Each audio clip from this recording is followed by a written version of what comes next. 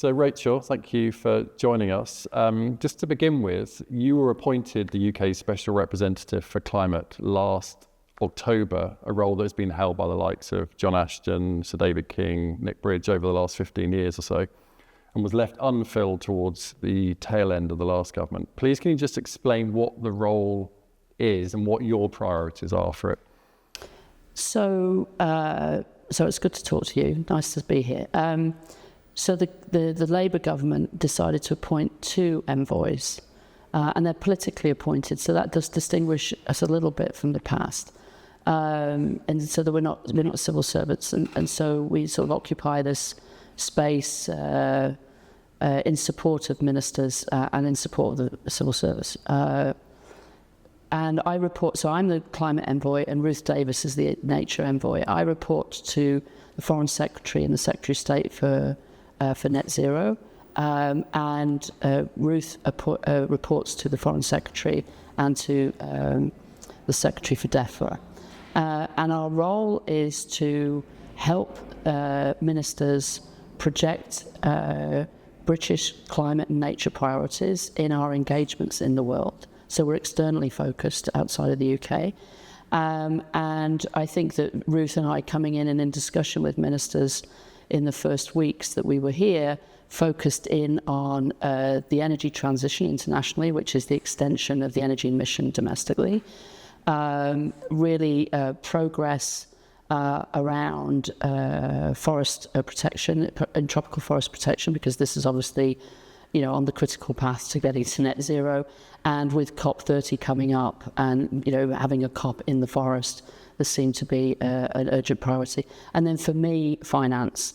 And of course, there's climate finance, which is what gets negotiated in the COPs, and then there's the financing of climate, which engages in a wider cross-Whitehall conversation around how we are building London as the green financial centre, how we are exploiting the fact that the green economy is growing faster than the other economy, so inward trade and investment, but outward trade and investment, how we are mobilising private sector finance, and so it's really finance, forests and the energy transition externally. So, you can imagine that the Foreign Secretary has a world that got an awful lot more complicated in recent years. We've got more wars than we've had.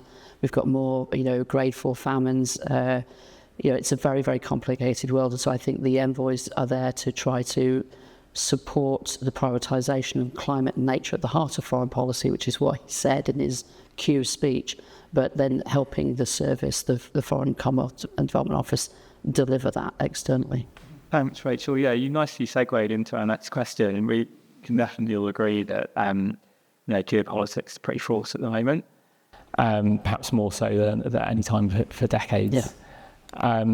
Multilateralism under extreme pressure. We've seen that through recent UN summits, not just the COP. How does international climate policy making, and in particular the Paris Agreement, survive this period of turbulence, in your view? And for some actors, there's obviously outright hostility coming from some angles. So it's a great question. So at the core of all of that is the fact that the Paris Agreement has worked, just hasn't worked well enough. And so how do we keep the conceit of the Paris Agreement, right, which is that countries would have their nationally determined contributions and that ambition would, filter up, and then when you put a wrap around it, you've got something that is on a line to net zero by the middle of the century.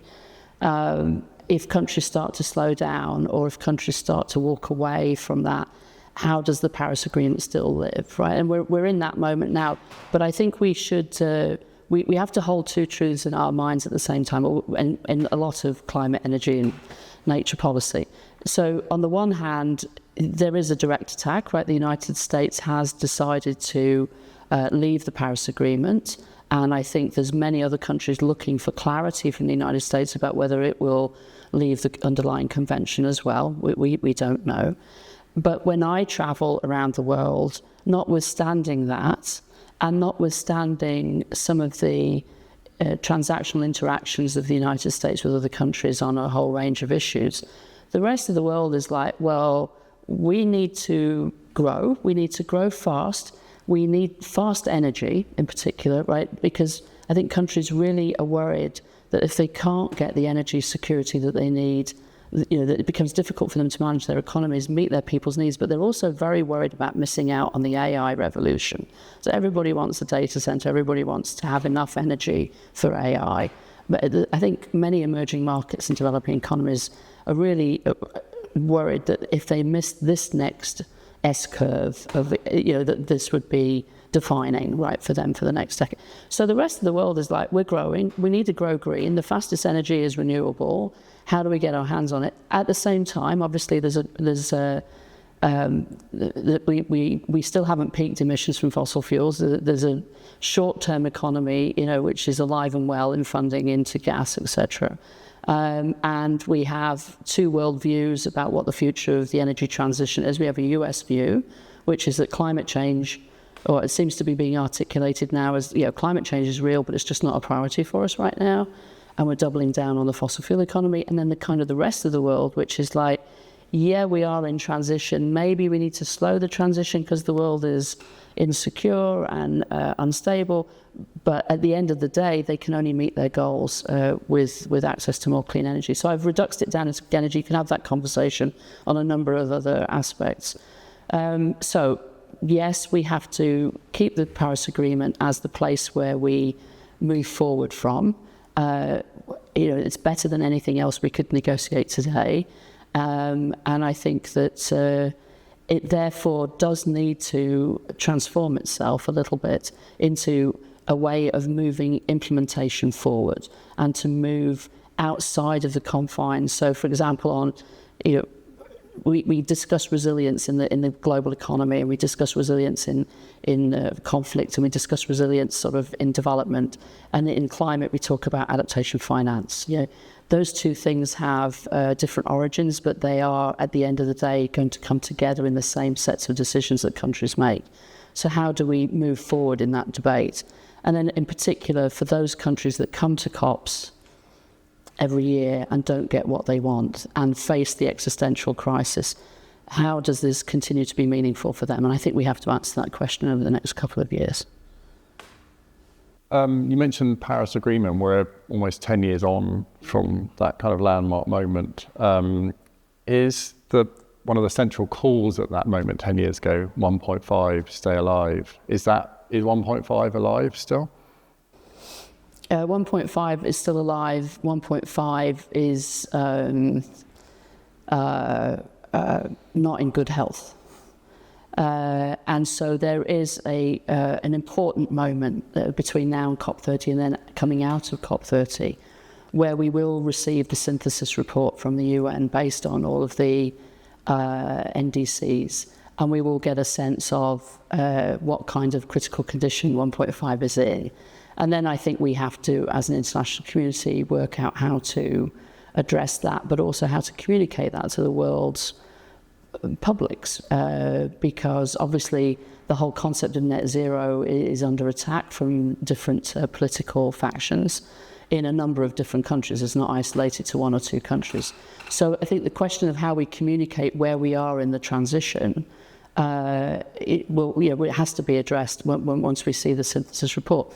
But that also goes to what's really important for the next few weeks for me and for the British government, which is to still encourage those countries that have to file their NDCs to have NDCs which are, stretch targets, realistic but ambitious.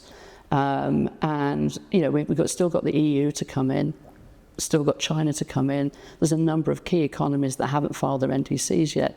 So we can sort of get very doom-laden about where we are, but there is an opportunity for a number of key blocks to still maintain the ability to be ambitious. What are you particularly looking for from, say, EU or China, some of these key, as you say, NDCs? Well, to not walk away from ambition, right? I mean, there are all kinds of factors that go into a country's NDCs, the capability, the rates of economic growth, the politics, different political cultures have a different approach to under-promising and over-delivering versus over-promising and under-delivering. While you can respect under-promising and over-delivering, the delivery is important. At this particular moment with Paris fragile, I would say that, this is the moment to promise realistically, right? And I think that's where British diplomacy is focused at the moment. It's like, let's not make a fetish out of under-promising. Do you think that message is landing? Yeah, I think people are. So my impression is that countries. I mean, no country in the world is not living in the world, right? So people are watching the tariff wars and trying to, this is complicated. What does this mean for us? I mean, I was in Southeast Asia a few weeks ago. Every country is trying to, get a deal with the US, understand whether, things are stable or whether they're going to change. It has direct impacts on the flow of finance into the clean energy infrastructure that needs to be built. It has a direct impact on cost of capital, etc. Every country is watching, a broader geopolitics. Everybody's watching, people become distracted by other wars and conflicts. And in the middle of that, you've got to plot your way through to growth, right? And then that growth, has to be greener, right? Because the cost of clean air, or the benefit of clean air, the benefit of jobs, etc. This is understood, but this is a particularly difficult environment in which to navigate. And in the middle of that, we're asking countries to plot out how they're going to get to where they are committed to being. And for countries that produce conditional NDCs, i.e. if the finance is there, then we can do this. If finance is up, both trade and finance and international cooperation have been disrupted over the last year. So NDCs are complicated things to produce at the moment, just like any other growth plan. And so, the conversations that I am engaged in, the further east and south you go, are like, there is no question about the direction of travel. The question is about the pace with which it can be executed. So looking ahead to COP30 in Brazil later this year, realistically, you've already talked about a lot of different tensions that we're facing. So what kind of outcomes are you expecting, and what are you pushing for? So I think the UK is, we're engaged extensively with Brazil on a couple of things. One is I would describe it as a potential large nature finance package, right? Carbon markets, we agreed Article 6. There's technical work that's going on. There's a lot of Article 6.2 activity. We are leading a coalition with Singapore and Kenya on demand for voluntary carbon markets. The Brazilians are very interested in the interoperability of compliance markets. So a piece around really driving carbon markets forward, because that will be a new stream of revenue, much needed, right? And answers part of the climate finance problems. A second is the TFFF, the Tropical Forest, I always get it wrong, Forest Future Facility. This is a flagship initiative of the Brazilian government, and if we have a COP in the forest, then we should be able to make breakthroughs in how we address the need to have a flow of finance into tropical countries, so tropical forest countries. So we're working extensively with the Brazilians, and we're waiting for them to come forward with the prospectus. And then the question is our contribution, if we make one with others, and also our ability to help the Brazilians go on basically on a roadshow, right, and get other private asset owners and asset managers and others into this fund. So. And there may be other nature finance things to do. Remember that biodiversity COPs always talk about climate. Climate COPs never talk about nature, so we could maybe correct for that. So that would be one bucket. Then there's going to be, not negotiated, but the Brazilians will produce together with the Azerbaijanis a Baku to Belém roadmap. This hopefully will demystify how we get from 300 billion to 1.3 trillion, or whatever the number is, and start to talk about how we scale, how the leverage of public money for private money. So this is issues of standardization of different asset classes, new asset classes, new ways of issuing bonds, sort of all of the mechanics of international finance that can be mobilized. And I think this is not well understood in a COP. It might be well understood in the city or in Frankfurt or Wall Street, but maybe this roadmap can demystify. And then I think we've got to deal with issues of adaptation, because it's happening right now, right here, right everywhere. And the questions of adaptation finance which isn't just about the quantum, it's also about what kind of finance, what's the, is it, the grants, the need for concessional, where the private sector is really able to mobilise, and also, so it's the quality and it's also the accessibility of that finance. We're seeing huge improvement in the performance of the Green Climate Fund. The multilateral climate funds are just emerging now into an era where they can start to really deliver at scale. And then we've got the reform of the MDBs, where we, I think, have to be a much more activist shareholder. So finance, forests, bigger package on nature.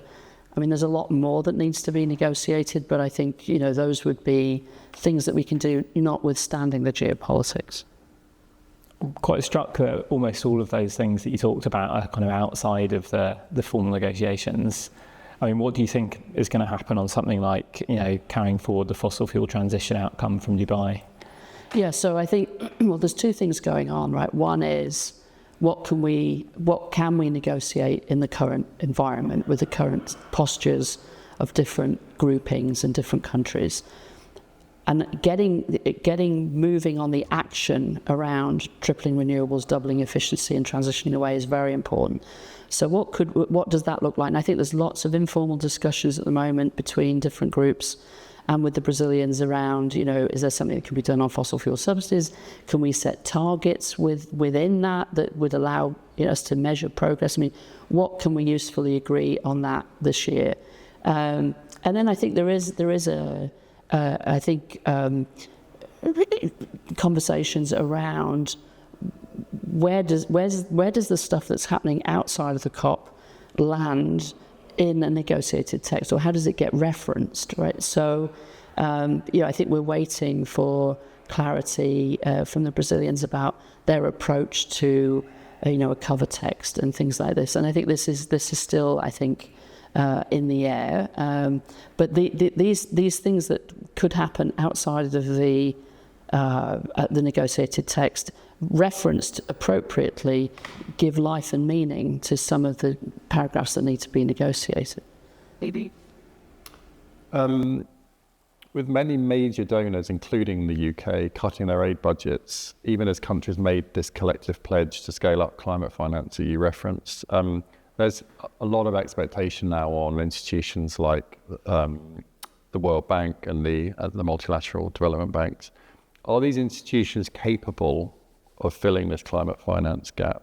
Or where else should developing countries be looking? You mentioned maybe some of the carbon market kind of revenue raising potentially, but just on that wider, some of the pressures that are now facing, as we've already alluded to, the pressures on that sort of these multilateral institutions. Yeah, so we're now basically, across the OECD, with a lot of countries hovering at like 0.3% of GDP for ODA. So the question then, when it's applied, so first of all, climate, the war on nature and the climate crisis are one and the same thing, are the context within which all growth and development happens, right? So the pressure on our public resources is to make sure that is targeted at where it can have the most impact, where it's needed most, right? And targeted at where it can be, where it can leverage itself, right? So we can talk about how we use ODA to sort of reduce emissions. There's certain geographies where emissions need to be curbed in order for us to get to 1.5, and then how do we use the public money to leverage other resources to crowd in sort of the end to the destruction of the tropical rainforests or the protection of mangroves and seaweed. So you take your climate critical path and you look at your ODA and you say, how do we apply this the most effectively? For a country like the UK, which is such a significant shareholder across the multilateral development bank system, then we have to be an activist shareholder. And yes, the answer is that the MDBs could do more. First of all, they're doing more now than they were a few years ago, and they could do even more. If we look at the leverage rates of the MDBs, those could go up. And I think in the conversations around the 300 billion at COP29, it was very clear, especially from the regional development banks, that they thought that they could do more. And I think they, in some instruments and in some ways in which they work, they could do a lot more. So I think those leverage rates should be, over $1 for certain facilities, etc. We know a lot more about how to use guarantees. We know a lot more about how to leverage the private sector using MDBs. I mean, the classic recent example for us was taking the climate investment funds, putting a bond structure around their performing portfolio and then listing it in London and raising $7 billion, which then goes back to the SIF to be reinvested, right? So, and I think there's just been recent stories about the Inter-American Bank, which has a set of performing assets in its portfolio of renewable energy. That can be turned into an instrument, that can be listed, that generates money, that goes back into IDB. And so we're starting to, and so I think this is learnt now, and because of the ODA cuts, this becomes very, very important. So I'm confident that there is a to-do list, and that to-do list has come out of MDB reform work, it's come out of the G20, TF Clima under the Brazilians last year, it's come out of other work that other think tanks and others have been doing. London just the government just announced a sustainable debt work here in the UK. So, that to-do list is a kind of known. Right now the question is implementing it. And that will require political leadership for sure. And the Brazilians have created a circle of climate ministers, sort of 30 climate ministers to kind of lead that. And there is a coalition of finance ministers convened by the World Bank.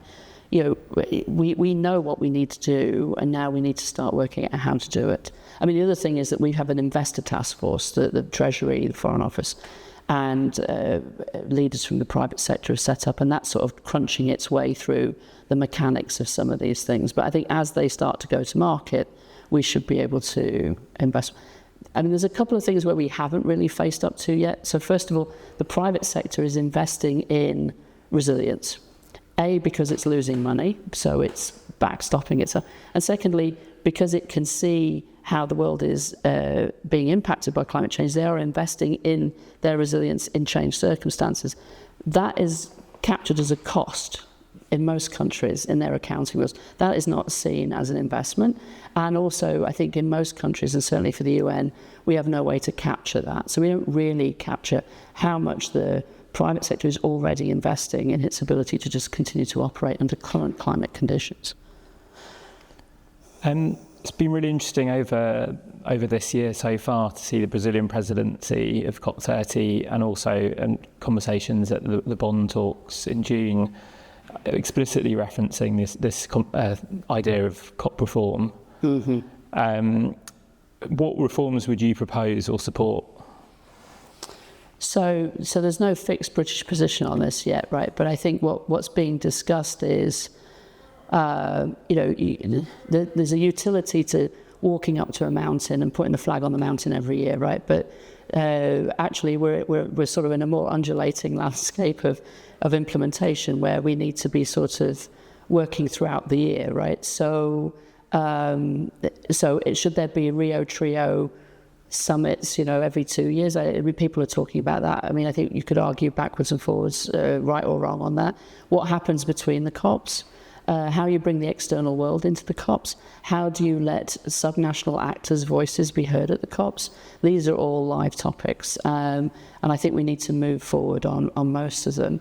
And then, are we getting to the point where only certain countries can host them because they're so big? I don't know. Do you have thematic meetings? Throughout the year? How do we better keep real-time track of progress? So the next time we do a stock take, in a world of AI and other things, I mean, is there a better and an easier way? And can we still make that more transparent? I mean, it would be great if the public, could look at the sort of traffic light spreadsheet and say, okay, we're on track, we're not on track. So I think all of those, and it poses real challenges to the UN, which itself is in a process of reform now, in part as a response to the US's sort of questioning of the efficacy of parts of the UN, but also, I think, because the world is significantly changing. In your role, you've been in meetings over recent months with counterparts in Indonesia, China, South Africa, etc. What have been, particularly for some of those key countries, what have been the specific points of conversation you've had with them? Is it all about finance, or are there other important ingredients to those discussions? No, I think that the starting point is, a lot of it is about finance, but it's about investment, and it's about growth and investment. Right? It's green growth and investment, and then finance fits into that. So it's not the finer points of, the way finance is described in the COP. It is a huge demand for the technical capacity of the UK, whether it is,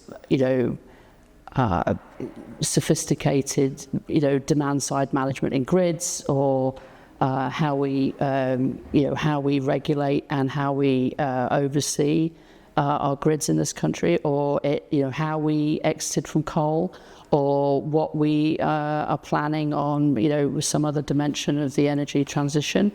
Our technical capacity in civil nuclear management. I mean, the desire for UK Inc.'s knowledge about how to do things on things that we have actually been successful in, and also lessons of failure as well, honestly. So I mean, everybody is figuring out how to do this. There's a strong desire for a pragmatic UK that is capable of convening across traditional blocks.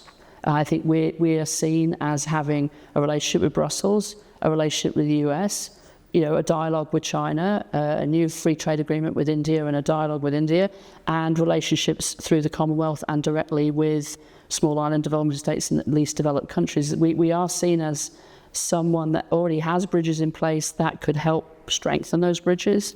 So what's really been striking to me is it isn't a conversation about, oh, woe is us, what are we going to do? It's a conversation like, I have a 10% growth rate. I need to do this. I would like you to be investing more.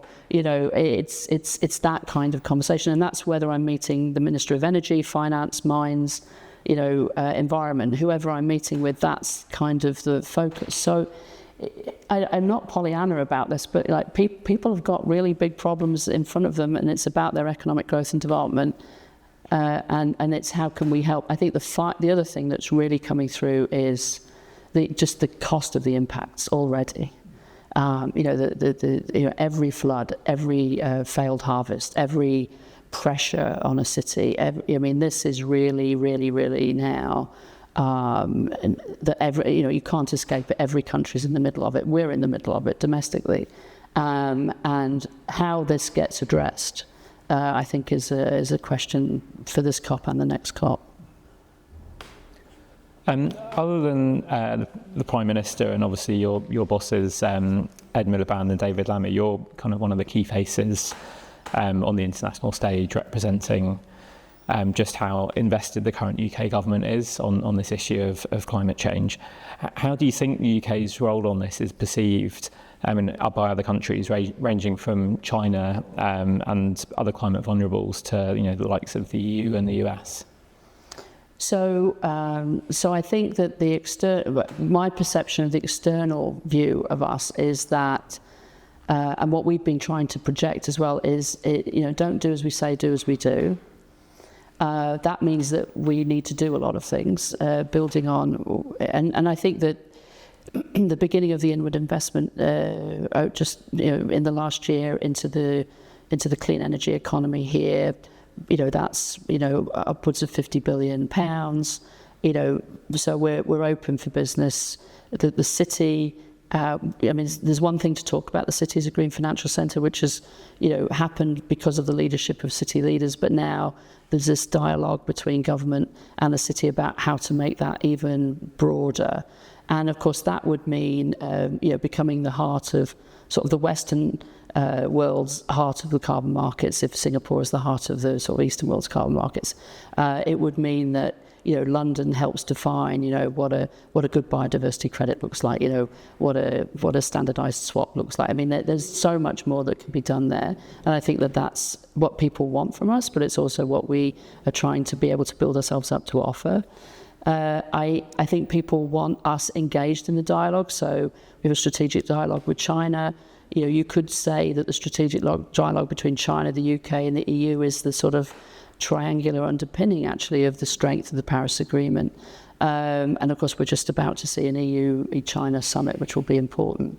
Our dialogue with India, so this is interesting, right? So India found itself in a very difficult position at the end of COP29, but in the free trade agreement and in the strategic partnership with India, climate and energy is a big part of that conversation, and that's all about technical lessons learning and investment in both directions. And then with the EU-UK reset is in the rearview mirror now. So now we need to get into the negotiations around, the proximity or the alignment between the ETSs, shared stances on other issues, and then how we show up as the sort of liberal West in the COP. So the world is changing. It's flatter. BRICS are more and more important. We have, I think, powerful relationships with a number of key countries within the BRICS, and that is an object of foreign policy as well. And so how do we, as the UK, build up our agility, our global sense of the world and our place in it, so that we can help everybody stay on track for the kind of results we need by middle of the century. But I think that what I think we're very forceful about is that you can't take 2 to 3 years out of climate diplomacy just because the world's really difficult. And that has to be argued domestically, and it has to be argued with our international partners. We don't have time to just sort of say, oh, well, we'll come back to that. We have to build it in now. Specifically around the damage that's been caused or the current trade tensions caused by the US, how do you think that is directly impacting on the kind of wider climate negotiations, but also just the push towards the transition? Is this a key stumbling block now? I think it's having investment flows when everybody feels confident, right? And it just begs a whole bunch of questions. And I think that's slowing down investment decision making. So I don't think it's specifically anti-climate or whatever. I think this generically, it's like, if I don't know if the tariff is 10, 20, 25, 56, whatever, well, let me put off to the next quarter that investment decision. And I think that's what we're beginning to see. So that for me is the main, it's the hesitancy that it puts in the mind of government, but also in the mind of investors and the private sector. I mean, it's a little bit too early to tell in terms of, investment not going into the US and going elsewhere, or, individual supply chains for individual pieces of the clean transition. But I think the main problem globally is just like this hesitation. I would have to say that other things that have, other things including perhaps, the ability of NOAA and National Weather Service to sort of continue to provide services to the Caribbean and Central America, the impact of the cuts of USAID in certain geographies are profound. But generally the tariff, the sort of tariff era we're in is the risk is it slows down the investment in the clean energy transition at a time when it needs to speed up. With the US in retreat, is China now the most important country in the world when it comes to climate action? Can you give a sense of your recent conversations with your Chinese counterparts, both recently, but also how they might have changed over recent years? So China's posture there is obviously a China-US dynamic, but aside of that dynamic, China's posture has been that we are multilateralists. We want multilateralism to survive, to thrive, and we're all in, right? And they've repeated that in every possible forum, and they've repeated that at the highest level, including in Xi Jinping's statements at the Leaders Summit hosted by the Secretary General and President Lula. So they are in. Are they taking up space that would have been occupied by the years before? I think that's nature abhors a vacuum, so all kinds of people are coming in, and the world moves towards China because of the fact that over the last 25 years it's emerged as dominant in the solar energy supply chain, with all of the problems that has brought as well. So and then financially, because of the way in which the convention is framed, they're a developing country, so they quite rightly only want their contributions to be made, voluntarily, but they are a major player, right? So they already were a major player. The world had already shifted in that direction. Our conversation with them is technical and collegial, and I think really frank. We hosted the Minister of Environment here recently, and he met with both the Secretary of State for Energy and the Secretary of State for Environment. And I was just really struck at how wide-ranging the issues that they would like to discuss is, and just how sort of practical, pragmatic, and sort of sleeves rolled up it was. And I think that's also what is observed in their relationship with the conversations they're having at a technical level in Brussels. So it's a complicated, nuanced relationship. Crosses across all issues of trade, security, investment, and climate. But they're living in a world where climate is going to disrupt their own economy if they don't build their resilience. And of course, they have China has its tentacles everywhere. So maintaining our ability to talk to China about these issues, notwithstanding all of the other tensions and difficulties and opportunities, is sort of sine qua non, I think. So let's see how they show up in Berlin. Just the final question, which is a bit more of a personal question, which is, we like to ask this of our interviewees. What is your first kind of moment of epiphany on climate change? Can you remember? Was it a book, a lecture, a documentary, a conversation, a trip you went on? Can you remember where the kind of penny really, really dropped and you thought, I need to, work on this, professionally and hard? Yeah, there's two. One was very early on in my career, and I was working on international youth politics in Europe. And at that time, the Iron Curtain was up. I'm that old. And, sulfuric acid would go up from power plants in the east, and it would land in the west, right, and destroy the forests of Norway. And the conversation was, well, do you have ever higher limits on Norwegian industry, or do you go to Poland and say, look, can we put scrubbers on your? And it was sort of the interconnected. And of course, at that time, young people both in East and Western Europe wanted to build a more benign presence of Europe in the world, and we wanted to be united, right? Or we wanted the wall to come down, and that was a question of peace and environment. And environment, it was the environment movement that was the heart of the peace movement, right? So that was. So I'm like, I want to work on this. And I remember in some some strange meeting somewhere in Eastern Europe, and watching a really badly made movie about migration, and the idea that if we didn't cope with this, people would come, in boats, across presumably the Mediterranean. And I was like, this is a global problem. The second thing was just before Paris. And I remember, there was, there's this famous sort of rumours about all of these women that got together and, worked together to try to help the Paris Agreement happen. And so I was in a meeting with a bunch of women, and two leaders from the from emerging markets, developing economies, very juxtaposing me, because I was at that point the vice president of the World Bank, and we were having a discussion about 1.5, whether did it make sense as a strategy, whatever. And I was like, I don't know, 2 is going to be difficult enough. You want to negotiate 1.5. I was sort of, and then we sort of broke. And then the next morning we reconvened, and we were just reflecting on the day before's conversations. And they both said to me, you can't just throw these numbers around as if they are points of negotiation, because for my culture, the difference between 2 and 1.5 is existence or non-existence. And that was a point. Okay, thank you very much, Rachel. Thank you. Thank you.